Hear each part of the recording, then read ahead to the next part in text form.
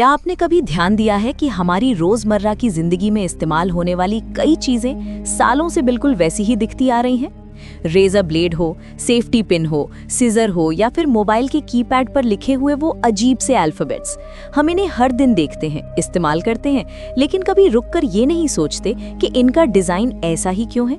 और इसी वीडियो में हम ऐसे ही कुछ सवालों की परतें खोलने वाले हैं। लेकिन उससे पहले वीडियो को लाइक कर दीजिए और चैनल को सब्सक्राइब जरूर कर लीजिए, क्योंकि जब इन चीजों के पीछे की सच्चाई सामने आएगी तो यकीन मानिए आप इन्हें पहले जैसा कभी नहीं देख पाएंगे।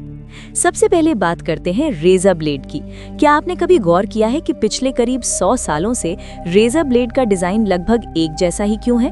न गोल न चौकोर, बस एक पतला सा डबल एज वाला टुकड़ा जिसके बीच में कुछ अजीब से कट और छोटे छोटे होल बने होते हैं।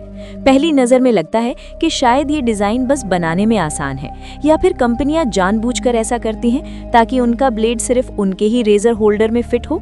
कुछ लोग ये भी मानते हैं कि ये शेविंग के लिए कोई खास एंगल देता है, लेकिन असली वजह इससे कहीं ज्यादा गहरी और दिलचस्प है। 1901 में किंग सी जिलेट नाम के एक शख्स ने एक ऐसा आइडिया दिया जिसने पूरी दुनिया में शेविंग का तरीका बदल दिया। उस दौर में लोग भारी, मोटे और बार बार तेज करने वाले ब्लेड इस्तेमाल करते थे, जिनकी मेंटेनेंस मुश्किल और समय लेने वाली होती थी।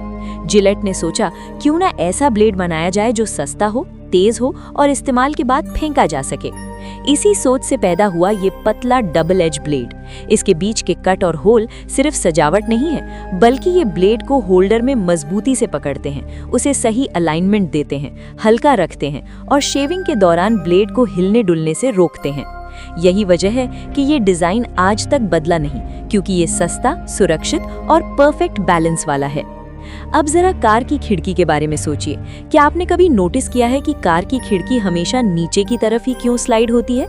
न वो साइड में सरकती है, न ऊपर उठती है, जैसे इसके पीछे कोई अनदेखा नियम छिपा हो। असल में ये पूरा मामला इंजीनियरिंग और प्रैक्टिकल डिजाइन का है।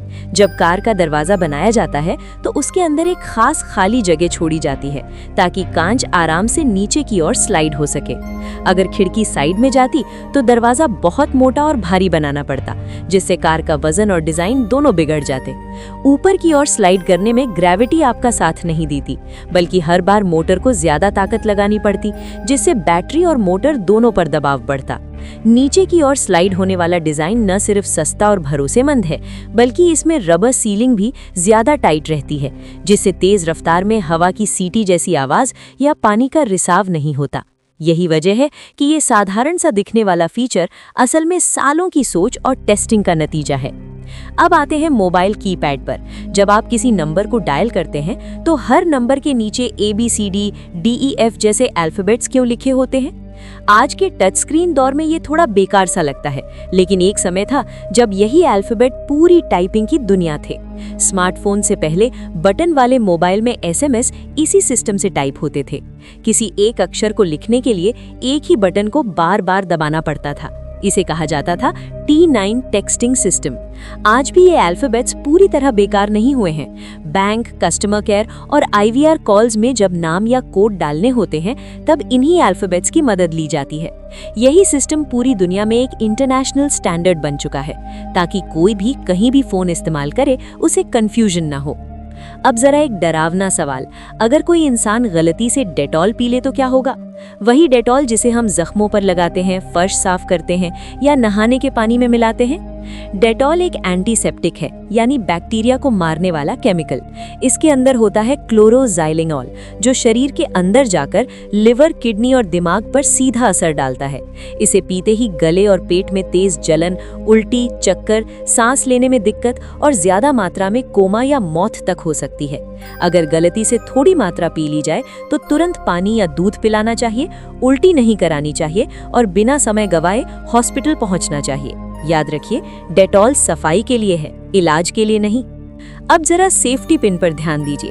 क्या आपने कभी सोचा है कि आज से करीब 150 साल पहले जो सेफ्टी पिन बनी थी वो आज भी बिल्कुल वैसी ही क्यों दिखती है? न उसका शेप बदला, न उसकी वर्किंग, न उसका बेसिक मैकेनिज्म।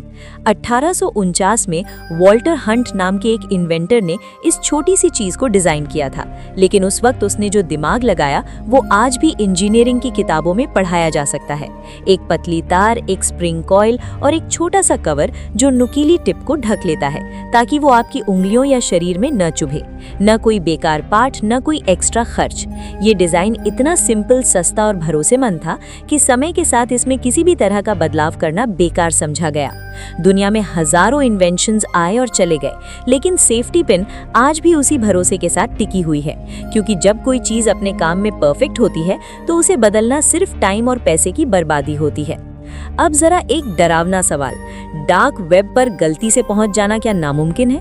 अक्सर लोग सोचते हैं कि डार्क वेब पर गलती से पहुंच जाना लगभग नामुमकिन है, लेकिन सच्चाई थोड़ी अलग है।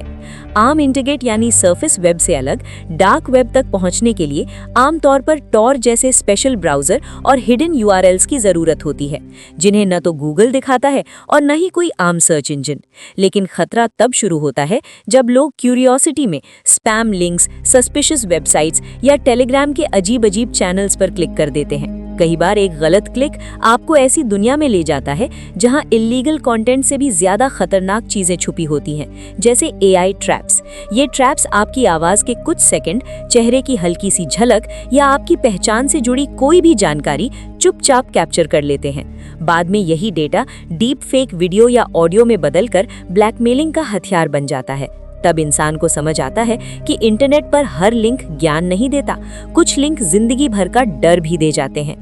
अब जरा सिजर यानी कैंची की तरफ चलते हैं। आज आपके घर में रखी कैंची देखने में जितनी सिंपल लगती है, उसका इतिहास उतना ही पुराना और गहरा है। करीब 3000 साल पहले मिस्र में जो सबसे पुरानी कैंचियां मिली थीं, उनका बेसिक डिजाइन आज की कैंची से ज्यादा अलग नहीं था। 2 ब्लेड जो एक दूसरे की तरफ मूव करते हैं, बीच में एक पिवट जो बैलेंस देता है और हैंडल जो आपके हाथों को सही लेवरेज देता है। हजारों सालों में इंसान ने धातुएं बदली, लकड़ी की जगह प्लास्टिक आए, ग्रिप्स आरामदायक हुई, रंग और स्टाइल बदले, लेकिन डिजाइन वही रहा। वजह साफ है, ये डिजाइन फिजिक्स के हिसाब से इतना एफिशिएंट है कि इसमें सुधार की गुंजाइश ही नहीं बचती।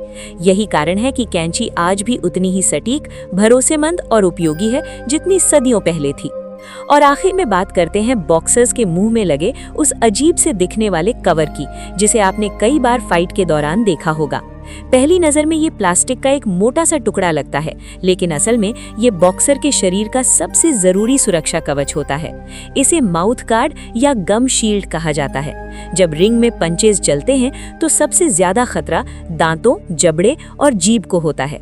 बिना माउथ गार्ड के एक जोरदार पंच दांत तोड़ सकता है, जबड़े को डिसलोकेट कर सकता है या अंदर से जीभ को बुरी तरह घायल कर सकता है।